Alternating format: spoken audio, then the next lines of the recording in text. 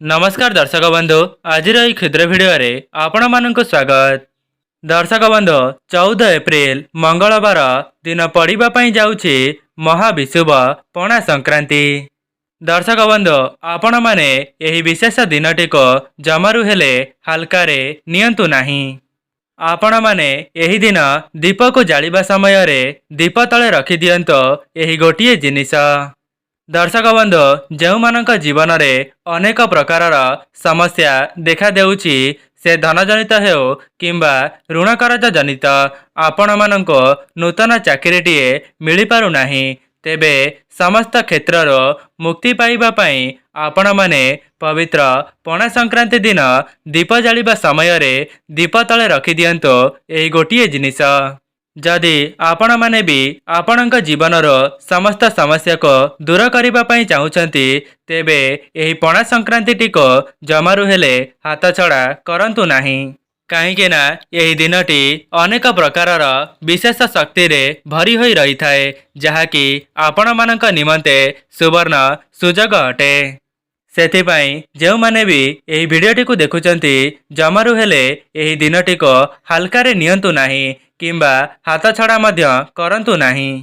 दर्शक बंधु मु आपण मानक कहि रखुची जेमिति कि पणा संक्रांति मंगलवार दिन पड़िबा पई जाउची जहाँकि हनुमानकर प्रिय बार रे पणा संक्रांति पड़ुअछि ता सहित हनुमान जयंती मध्य पड़िबा पई जाउची एवं एही दिन अनेक प्रकार शुभ संजोगर संगठन हेबाकु जाउछि जहाँकि अपूर्व एवं दिव्य शक्ति रे परिपूर्ण होइअछि। सेथिपाई जदि आपण माने पवित्र पणा संक्रांतिर यही विशेष समय रे गुप्त उपायटी को करि देउचंती तेबे आपणक भाग्य रे उन्नति आसीब। ता सहित जदि आपण मानक जीवन में कौनसी शत्रु थिले जो माने कि आपणकर क्षति करिबा पई प्रचेष्टा करुथिले तेबे सेमाने तिल तिल होई कांदिबा पई लागिबे एवं आपणक आगरे क्षमार भिक्षा प्रार्थना करिबे। जदि आमे माने सरल भाषा कहिबा तेबे एही दिन समस्तंक निमंते सुवर्ण सुजोग अटे जे तांक भाग्यर उन्नति को करिबा पई। सेथिपाई मु आपण मानक बारंबार कहूची यही विशेष दिनटी को जमारू हेले हाथ छड़ा करंतु नाही। दर्शक बंधु जदि आपण माने पूर्व वर्ष कौन से दुख कष्ट रे निज जीवनटी को अतिबाहित करथिले तेबे आजि ठारो से सबु को भूली जांतो एवं 2026 ओडिया नववर्ष ठारो आपण माने नूतन प्रारंभ करंतो जहा द्वारा आपणक उपरे माँ लक्ष्मी एवं नारायण का आशीर्वाद सदा सर्वदा रहिब। ता सहित आपणक जीवन रे जहा भी किछि संकट आसीब ताहाको श्री हनुमान दूर करिदेबे। जदि आपण माने पूर्व कथा को धरि नहीं आपणक आसुथिबा समय को बर्बाद करिदेबे तेबे आपणक जीवन रे केबे हेले भी उन्नति होई परिबो नाही। जहा चली जाइछि ताहा पाउंस समान सेथिपाई आपण माने मन दुख करंतु नाही। एवं महाविषुव पणा संक्रांतिर प्रारंभर जदि आपण माने किछिटा विशेष उपाय को करि देउछंती तेबे आपणक जीवन तो परिवर्तन होई जिवो। ता सहित आपणकर शत्रु माने मध्य आपणक आगरे छिड़ा होई परिबे नाही एवं सेमानंकर विनाश सुनिश्चित अटे। जदि आपण माने न्याय रे अछंती सत्य रे अछंती तेबे आपण माने ए उपायटी करिबा द्वारा सेही शत्रु आपण मानक जेते भी कष्ट देइथिले मध्य आगामी दिन मानकरे ताठारो 1000 गुणा अधिक कष्ट पाइब एवं आपणक आगरे भिक्षा प्रार्थना करिब। दर्शक बंधु समस्त उपाय गुड़ी को मु आपण मानक भिडियोर आगरे बताइबा पई जाउची जहाकू करिनेबा द्वारा आपणकर शत्रु माने दुर्बल होई जिवे एवं आपणकर कौनसी भी क्षति करि परिबे नाही।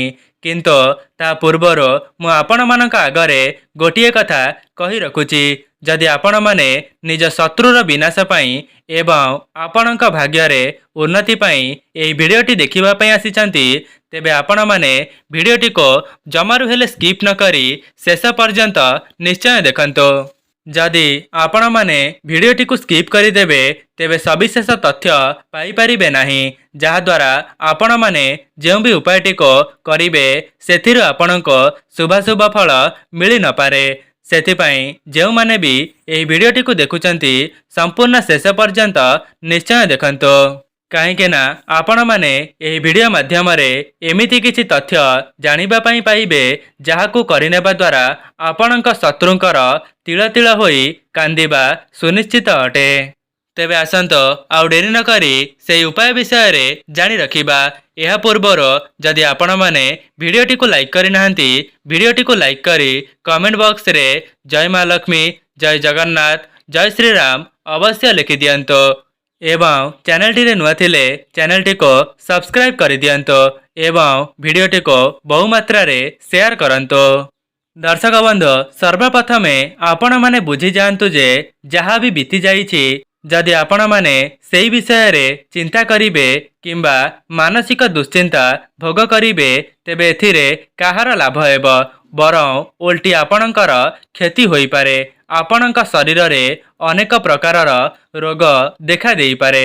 सेथिपाई जहाँ भी बीती जाइछि ताहाको भूली जांतो एवं आपण माने आगामी जीवन रे कौन करिवे सेई उपरे ध्यान दियंतो। दर्शक बंधु मोर कहिबार अर्थ हैला आपण माने जदि चिंता करिवे तेबे आपणक शत्रु आपणको देखिकरी परिहास करिब एवं आपणकर मजाक उड़ेइब। सेथिपाई आपण माने एपरि किछि करि दियंतो जहाद्वारा सेई शत्रुटी 7 जन्म पई आपणकर कौनसी भी क्षति करि परिब नाही। सेथिपाई आपण माने पवित्र महाविशुभ पणा संक्रांति जहाँकि 14 एप्रिल मंगलवार दिन यही उपायटी करदेवा द्वारा आपणक शत्रुर ओलटी गणति आरंभ होइजिब एवं ता जीवनर समस्त सुख लिभिजिब। दर्शक बंधु आपण माने जानिछंती धर्म उपरे अधर्मर जेते अत्याचार बढ़ी चलिले मध्य शेष रे धर्मर ही जय होई थाए। सेथिपाई जदि आपणक शत्रु आपणको कष्ट देउछि तेबे आपण माने जमारु भी हार मानतु नाही किंतु आपण माने सेही हिसाब रे मुंह तोड़ जवाब दियंतो जहाद्वारा आपणक शत्रु मध्य आपणक सहित लागिबा पूर्वर 1000 थर चिंता करिब। दर्शक बंधु जदि आपण माने एही भिडियोटी को ए पर्यंत देखुचंती तेबे आपण माने संपूर्ण भाव में चिंता मुक्त होई जांतो कहीं ना यही वीडियो माध्यम मु आपण मानको एपरि किछि चमत्कारी तथ्य विषय रे बताइबा पई जाउछि जहाकू आपण माने पवित्र पणा संक्रांति दिन करिनेबा द्वारा आपणक शत्रुर विनाश सुनिश्चित अटे। आज्ञा हाँ दर्शक बंधु मु आपण मानक आगरे जो सब तथ्य जणाइबी ताहार प्रमाण मध्य देबी जहाद्वारा आपण मानक 100% यार शुभ फल खूब कम समय मध्य देखिबा पई मिलिब। दर्शक बंधु आमर सनातन धर्म रे संक्रांतिर बहुत अधिक महत्व रही जहाँकि चलित वर्षर महाविशुभ पणा संक्रांति मंगलवार दिन पड़िबा पई जाउछि ता सहित श्री हनुमानकर हनुमान जयंती मध्य सेही दिन पड़ुअछि जहाँकि आपण माने जो भी उपायटी को थरे मात्र करिदेबे सेथिरे आपणको 100% शुभ फल देखिबा पई मिलिब। सेथिपाई जो माने भी आपणक जीवन रे अशांति सृष्टि करुछंती सेमाननको बुद्धि शिखाइबा पई यह आपण मानक निमंते सुवर्ण सुजोग अटे। दर्शक बंधु जदि आपण माने कौनसी भी चिंतारे रहिछंती जेमिति कि ऋण कर्ज जनित समस्या धन जनित समस्या चाकरी क्षेत्र रे किछि चाकरी पाई पारु नाहंती नचेत आपणक व्यापार वाणिज्य रे लाभ करि पारु नाहंती तेबे समस्त क्षेत्र रे आजिर ई तथ्यटी आपण माननको साहाय्य करिब एवं आपणक जीवनर समस्त दुख कष्ट दारिद्र्यता को खूब शीघ्र दूर करिदेब। दर्शक बंधु यही जो विशेष दिनटी रही जहाँकि महाविशुभ पणा संक्रांति बा हनुमानक जयंती जदि आपण माने आपणक जीवन को संपूर्ण गोटे नूतन दिगरे अग्रसर कराइबा पई चाहुचंती तेबे एही दिन सेही विशेष उपायटी को निश्चित परीक्षा करी देखिबे ତା ସହିତ ଯଦି ଆପଣମାନେ ଆପଣଙ୍କ ଶତ୍ରୁକୁ ନେଇ ଚିନ୍ତିତ ଅଛନ୍ତି କିମ୍ବା ମାନସିକ ପୀଡ଼ାରେ ନିଜ ଅତୀତକୁ ବର୍ତ୍ତମାନ ସହିତ ତୁଳନା କରୁଛନ୍ତି, ତେବେ ଆପଣମାନେ ଏହି ଉପାୟଟିକୁ ନିଶ୍ଚିତ କରିକି ଦେଖନ୍ତୁ, ଯାହାକି ଆପଣମାନଙ୍କୁ କହି ରଖୁଛି ଏହି ଉପାୟଟିର ଏତେ ମାତ୍ରାରେ ଚମତ୍କାରୀ ଶକ୍ତି ରହିଛି ଯେ 100ରୁ 1000 ଗୁଣା ଅଧିକ ଆପଣଙ୍କୁ ଏଥିରେ ଚମତ୍କାରୀ ଫାଇଦା ଦେଖିବା ପାଇଁ ମିଳିବ ଏବଂ ଆପଣଙ୍କର ଶତ୍ରୁଟି ନିଜ ଜୀବନରେ ତଳିତଳାନ୍ତ ହୋଇଯିବ। ଏବଂ ଯଦି ଆପଣମାନେ ଧର୍ମପଥରେ ଅଛନ୍ତି, ତେବେ ଆପଣଙ୍କ ଶତ୍ରୁ ଆପଣଙ୍କ ବିରୁଦ୍ଧରେ ଯେତେ ଚେଷ୍ଟା କରିନେଲେ ମଧ୍ୟ ଆପଣଙ୍କର କୌଣସି ବି କ୍ଷତି କରିପାରିବ ନାହିଁ। ଶେଷରେ ବିଜୟ ଆପଣଙ୍କର ହିଁ ହେବ। ଦର୍ଶକ ବନ୍ଧୁ, ଆପଣମାନେ ଜାଣିଛନ୍ତି ପ୍ରତ୍ୟେକ ପୂଜା ପର୍ବାଣୀରେ ଗୋଟିଏ ବିଶେଷ ଦୀପର ପ୍ରଜ୍ୱଳନ ହୋଇଥାଏ ଏବଂ ସେହି ବିଶେଷ ଦୀପଟିକୁ ଯଦି ଆପଣମାନେ ସଠିକ୍ ବିଧିବିଧାନ ଦ୍ୱାରା ପ୍ରଜ୍ୱଳନ କରିଦେଉଛନ୍ତି, ତେବେ ଆପଣଙ୍କ ଉପରେ ଦେବାଦେବୀଙ୍କର ଆଶୀର୍ବାଦ ରହିଯିବ। ଦର୍ଶକ ବନ୍ଧୁ, ଯେଉଁମାନେ ଏହି ବିଷୟରେ କୌଣସି ଅବଗତ ନାହାନ୍ତି କିମ୍ବା ଆପଣମାନେ ଶତ୍ରୁ ପୀଡ଼ାରେ ଚିନ୍ତିତ ଅଛନ୍ତି, ତେବେ ପବିତ୍ର ପଣା ସଂକ୍ରାନ୍ତି ଦିନ ଏହି ଉପାୟଟିକୁ ଥରେ ମାତ୍ର ପରୀକ୍ଷା କରି ଦେଖିବେ। କାହିଁକି ନା ଯେଉଁ ଉପାୟଟି ମୁଁ ଆପଣମାନଙ୍କୁ ବତାଇବା ପାଇଁ ଯାଉଛି, ସେଥିରେ ଆପଣଙ୍କର ଟଙ୍କାଟେ ମଧ୍ୟ ଖର୍ଚ୍ଚ ହେବ ନାହିଁ। ବରଂ ଯଦି ଆପଣମାନେ ସେହି ସରଳ ଉପାୟଟିକୁ କରିଦେଉଛନ୍ତି, ତେବେ ଆପଣଙ୍କ ଜୀବନର ଶତ୍ରୁ ନାଶ ହୋଇଯିବ। ତେବେ ଦର୍ଶକ ବନ୍ଧୁ, ମୋର କହିବାର ଅର୍ଥ ହେଲା, ଯଦି ଆପଣମାନେ କୌଣସି ଉପାୟକୁ ପରୀକ୍ଷା ନ କରିବେ, ତେବେ ସେହି ଚମତ୍କାରୀ ଶକ୍ତିକୁ ଆପଣମାନେ ଜାଣିପାରିବେ ନାହିଁ। ସେଥିପାଇଁ ଯେଉଁମାନେ ବି ଏହି ଭିଡ଼ିଓଟିକୁ ଦେଖୁଛନ୍ତି, ପବିତ୍ର ପଣା ସଂକ୍ରାନ୍ତି ଦିନ ଆପଣଙ୍କ ମନରେ ଯାହା ବି କିଛି ମନସ୍କାମନା ରହିଅଛି, ମନସ୍କାମନାର ପୂର୍ଣ୍ଣ କରିବା ପାଇଁ ଆପଣମାନେ ଏହି ଉପାୟଟିକୁ ଥରେ ମାତ୍ର ପରୀକ୍ଷା କରି ଦେଖନ୍ତୁ ଏବଂ ଆପଣମାନଙ୍କୁ 1 ମାସ ମଧ୍ୟରେ ଏହାର ଚମତ୍କାରୀ ଫାଇଦା ଦେଖିବା ପାଇଁ ମିଳିବ। ଦର୍ଶକ ବନ୍ଧୁ, ମଣିଷ ଜୀବନରେ ଅନେକ ପ୍ରକାରର ଶତ୍ରୁ ବାସ କରିଥାନ୍ତି। ଯେମିତିକି ଆପଣମାନେ ଜାଣିଛନ୍ତି, ଅନେକ ଲୋକମାନଙ୍କର ଯେତିକି ମିତ୍ର ନଥିବେ, ତାଠାରୁ ଅଧିକ ଶତ୍ରୁ ରହିଥିବେ, ଯାହାକି ଏହା ସ୍ୱାଭାବିକ ଅଟେ। ସେଥିପାଇଁ ଯଦି ଆପଣମାନେ ବି ଆପଣଙ୍କ ଜୀବନର ଶତ୍ରୁକୁ ଦମନ କରିବା ପାଇଁ ଚାହୁଁଛନ୍ତି, ତେବେ ଆପଣମାନଙ୍କ ନିମନ୍ତେ ସୁବର୍ଣ୍ଣ ସୁଯୋଗ ହେଉଛି ପଣା ସଂକ୍ରାନ୍ତି। ଏବଂ ଆପଣମାନେ ବାରମ୍ବାର ସେହି ଚିନ୍ତାରେ ପୀଡ଼ିତ ହୋଇ ଆପଣଙ୍କର ଭବିଷ୍ୟତକୁ ନଷ୍ଟ କରିଦେଉଛନ୍ତି ଏବଂ ଆପଣମାନେ ମାନସିକ ଦୁଶ୍ଚିନ୍ତା ମଧ୍ୟ ଭୋଗ କରୁଛନ୍ତି। ତେବେ ମୁଁ ଆପଣମାନଙ୍କୁ ଭିଡ଼ିଓର ଆଗରେ ସେହି ବିଷୟରେ ତ ନିଶ୍ଚିନ୍ତ ବତାଇବି, ତା ସହିତ ଆପଣମାନଙ୍କୁ ବତାଇବି ଆପଣଙ୍କ ଜୀବନର ଧନଜନିତ ସମସ୍ୟାକୁ ଦୂର କରିବା ପାଇଁ ଆପଣମାନେ ପବିତ୍ର ପଣା ସଂକ୍ରାନ୍ତି ଦିନ କ'ଣ କରିବେ, ଯାହାଦ୍ୱାରା ଆପଣଙ୍କ ଘରେ ସ୍ୱୟଂ ମା ଲକ୍ଷ୍ମୀଙ୍କର ସ୍ଥିର ବାସ ହେବ ଏବଂ ଆପଣଙ୍କ ଉପରେ କେବେ ହେଲେ ବି ଧନର ଅଭାବ ଦେଖାଦେବ ନାହିଁ।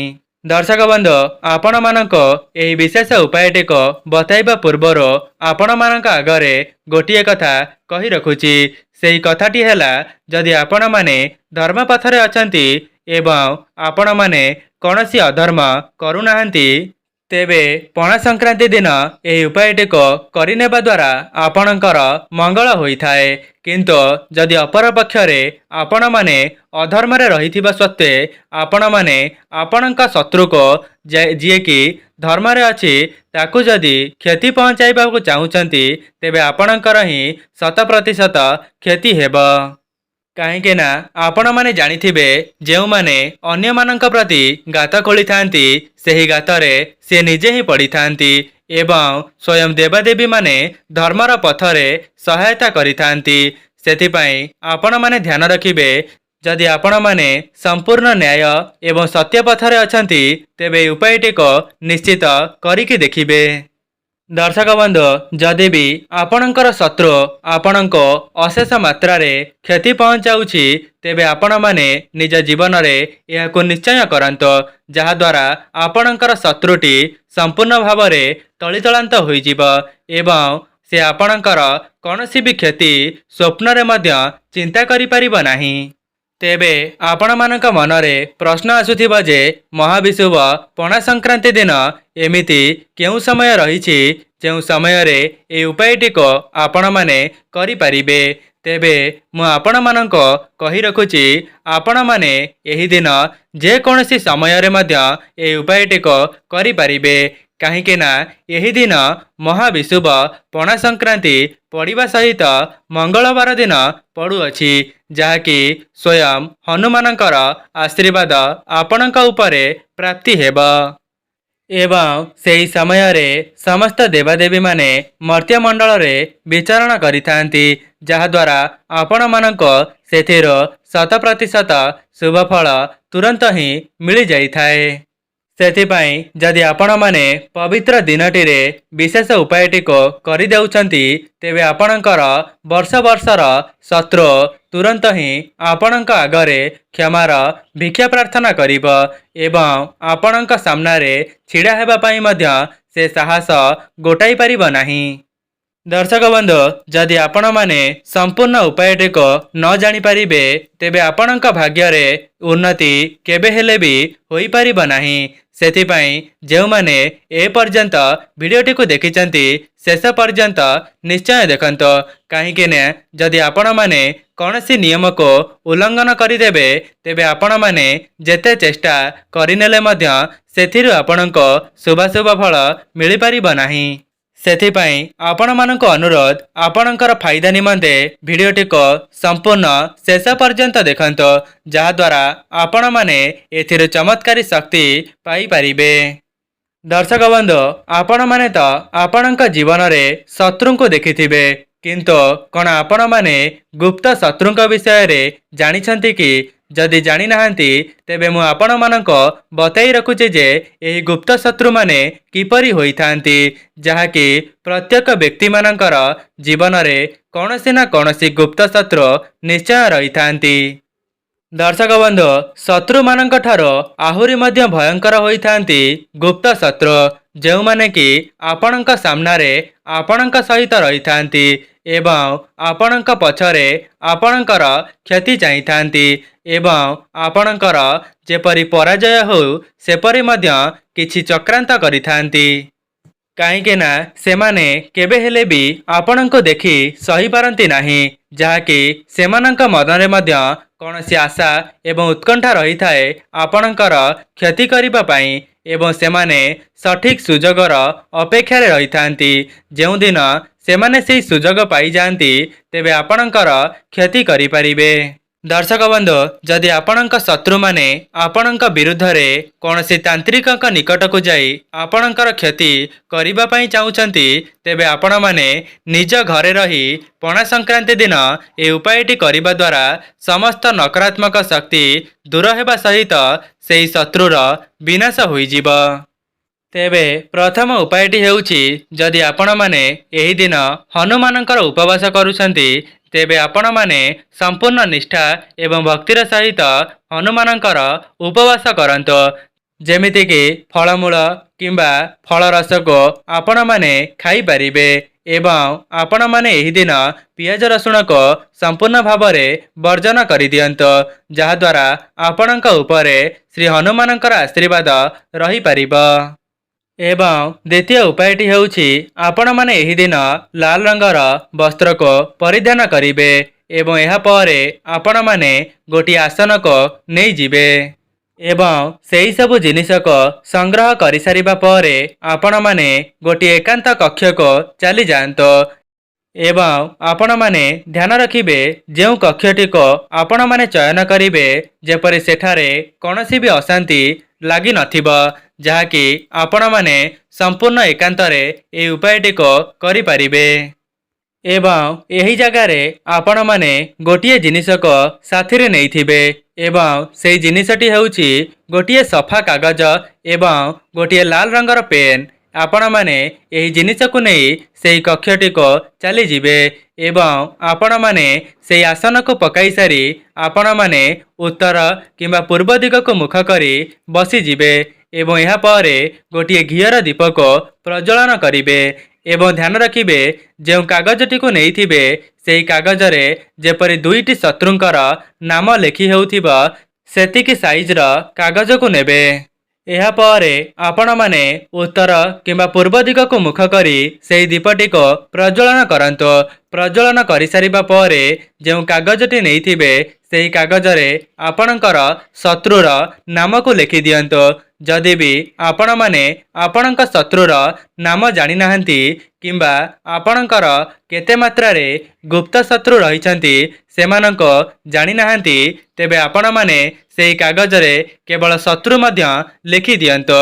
एपरी खाली शत्रु लिखिदेवा द्वारा आपणकर जेते भी शत्रु रहिथिबे सेमानंकर विनाश सुनिश्चित अटे। एवं यह परे सेही कागजटी को भल भावरे भांगी करी छोट करिदेबे। यह परे सेही दीपर तले रखिदेबे एवं सेही दीपटी को 1 मिनिट पर्यंत सेही कागजटी को दीप तले रखिबे। जेतेबेले सेही दीप तले सेही कागजटी को रखिथिबे तेबे आपण माने हनुमानंकर स्मरण करिबे एवं हनुमान चालीसा को पाठ करिबे एवं आपण माने प्रार्थना करी जणाइबे जे हे हनुमान जी मोर जीवन रे जेते भी शत्रु रहिछंती सेमानंकर कौनसी भी प्रचेष्टा को आपण सफल करांतु नाही जेपरिके सेमाने मोर क्षति करि परिबे। एथिकी कही करी आपण माने सेही दीपतल कागजटी को बाहर करिदेबे एवं यह परे आपण माने सेही कागजटी को जळुथिबा दीपरे जळाई दियंतो एवं आपण माने ताहाको जळाई सारिबा परे सेही कक्षरो चली आसंतो एवं आपण माने देखिबे 1 मास मध्यरे आपणकर समस्त शत्रु माने आपणकर कौनसी भी क्षति करि परिबे नाही। एवं ता परदिन आपण माने सेही दीपटी को नहीं आसिबे जो दीपटी जली सारिबा परे सेथिरे पाउंस रही जाइथिबा एवं सेही दीप को आपणक घर निकट रे थिबा कौनसी देववृक्ष निकट रे गात खोली सेही दीपटी को पोती देबे। केवल एतिकी करिनेबा द्वारा आपणकर शत्रु विनाश होइजिब तार कौनसी भी चेष्टा आपणक उपरे प्रभाव पकाई परिब नाही। तेबे दर्शक बंधु यह थिला सेही विशेष उपाय जहाकू आपण माने पवित्र महाविशुभ पणा संक्रांति दिन करिनेबा द्वारा आपणक शत्रु तलितलांत होइजिब जहाकि आपणकर क्षति करि परिब नाही। जदि आपण माननको ए भिडियोटी भल लागि थाए भिडियोटी को लाइक करी कमेंट बॉक्स रे जय मां लक्ष्मी जय जगन्नाथ जय श्री राम जय हनुमान अवश्य लिखि दियंतो। चैनल टी रे नुआ थिले चैनल टी को सब्सक्राइब करि दियंतो। आजि पई रहुछि नमस्कार।